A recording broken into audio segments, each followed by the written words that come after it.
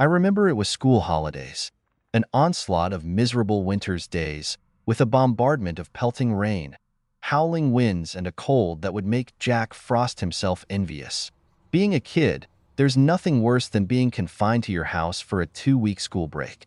Both of my parents worked, and we lived far out of town in the bush. Anytime I got to see friends outside of school was an event to be celebrated. Luckily, I had Obi to keep me company. He was our new German Shepherd puppy. The weather was so bad I couldn't wear him out outside. Not that I could anyway. Obi was showing early signs of hip dysplasia and was eventually going to need surgery. So I got creative with indoor toys, treat puzzles I made from Lego, rope, and various boxes for him to chew on and demolish while teething. During the first week of school holidays, my parents were late coming home, but I hadn't heard anything from them. The storm outside was so unreal that I thought the second story of our house would rip right off from the wind. And poor little Obi was frightened to death by the lightning. Every clap of thunder would shoot through him like a bolt of electricity. I spent the whole day comforting him and keeping him distracted, with little success. I figured the storm was preventing my parents from getting home on time. It was so dark outside, I eventually lost track of the time, slowly drifting to sleep next to Obi on the couch. I was woken by the sound of the doorbell. At this point, most of the storm was over, as our doorbell was so soft that I don't think I would have been able to hear it earlier through the rain and wind. Mom and Dad had issues with the garage remote door working, so assumed I was them. It didn't even cross my mind why they would ring the bell when they had a key. So I didn't know what to do when I saw a stranger in the doorway as I swung the door open. Dreadful night, isn't it? The man in the doorway said. I didn't say anything. Honestly, didn't know what to say. He was wearing what looked like a very expensive suit that was dripping wet from the rain.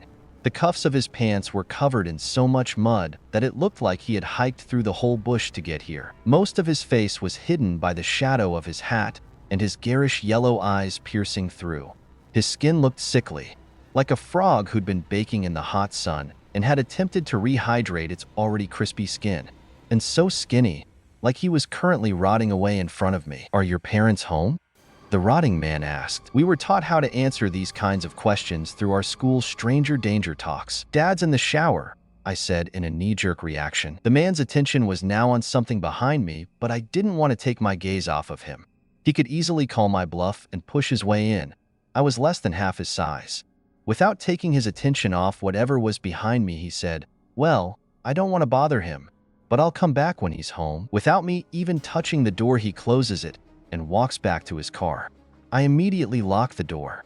When I turned around, I saw what his attention was so fixed on. Obi, asleep behind me. I hear his car start and run to my upstairs window to watch him leave from my bedroom window. His car just sat there, headlights on, motor running. It was after 30 minutes that I saw him walk to his car from behind our garage. I had been watching his car all this whole. For half an hour, he was walking around my house and I didn't even know. My phone started to ring. The glow illuminated my face, and the rotting man immediately looked in my direction. I ducked. It was Dad calling. He said he was 5 minutes away.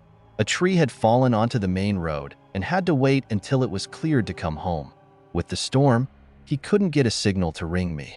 Mom was bringing pizza too. My excitement distracted me enough for me not to notice the man leaving, as when I looked up, the rotting man and his car were gone. When my parents arrived home and I told them about the rotting man over dinner, Mom told me I had done the right thing, but next time look out the living room window before opening it to anyone I don't recognize. I said that he was planning to come back. Did he say when? Dad asked. No, just said when you'd be home. My parents passed each other an equal look of concern. The following week the weather had improved. The sun was trying its hardest to break through the haze of clouds that seemed to be hovering solely over our property. This day, the rotting man returned. I saw his car at the bottom of our long driveway. Luckily, this time Dad answered the door. But he answered before I could tell him it was the rotting man. I hid near the door, hidden enough that the rotting man couldn't see me, but I wanted to hear what they talked about. I could only pick up the odd word. I heard something about digging and money.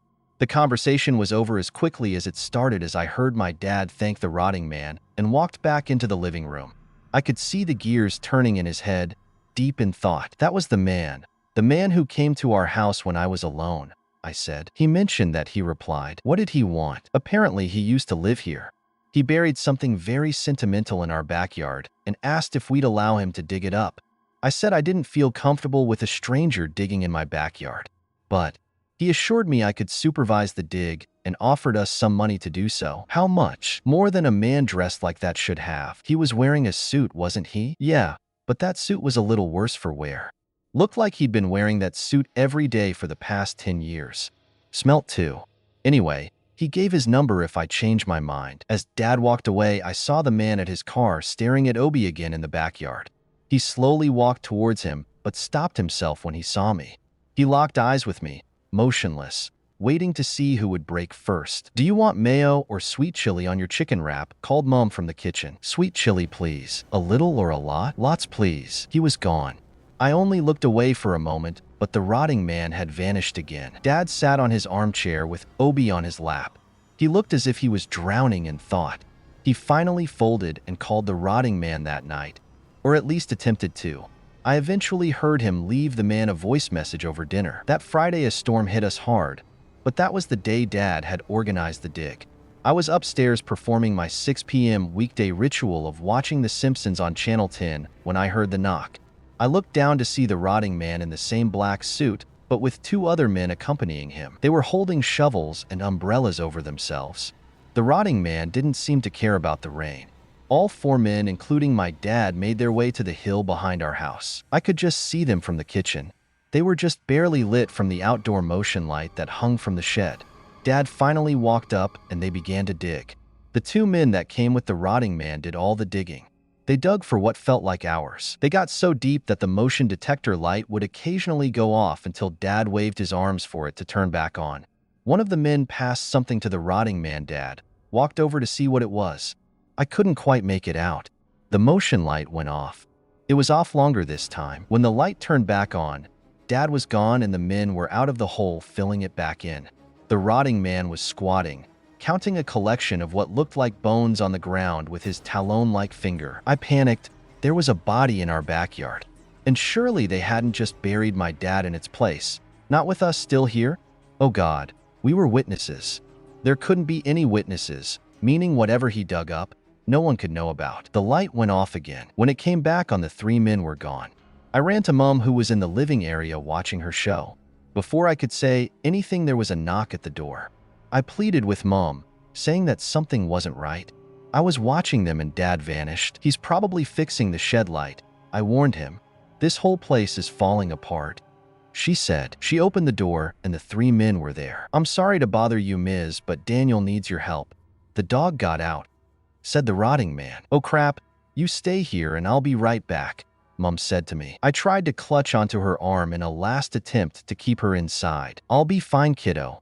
Lock the doors and we'll be back in 15.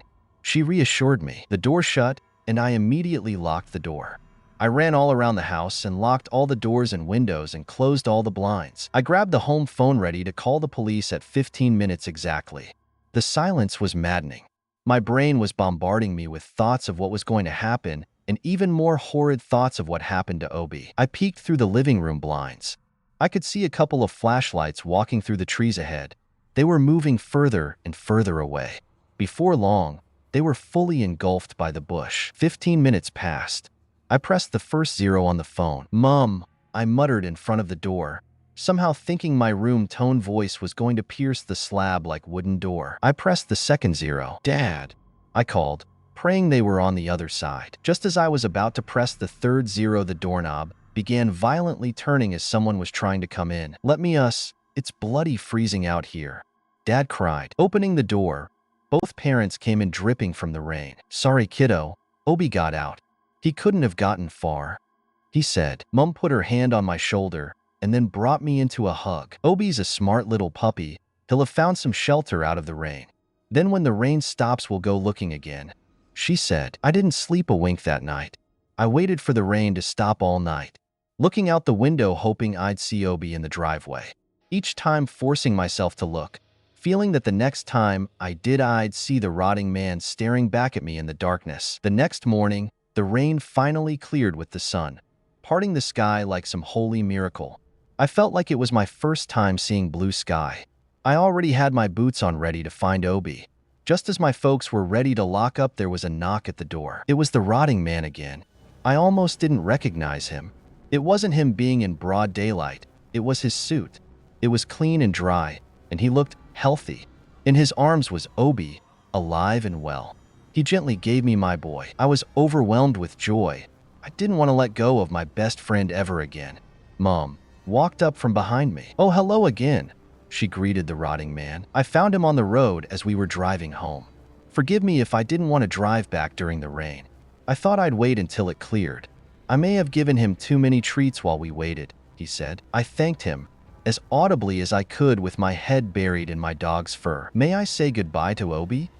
the rotting man asked. I held Obi towards him, and the man gave him a gentle pat on the head, his palm the size of Obi's head. A warm smile drifted across his mouth. He thanked us one last time and left. Only I never saw his car this time. I thought he must lived close because waiting just at the edge of our property was a very fluffy border collie patiently waiting for him. It sprung to life with so much joyous energy. I thought they'd knock the man over. They both walked together from our driveway and finally into the bush. 2 weeks ago today, Obi passed away at the ripe old age of 13. He lived a great life, and even with his arthritis in his later years, we still lived life to the fullest.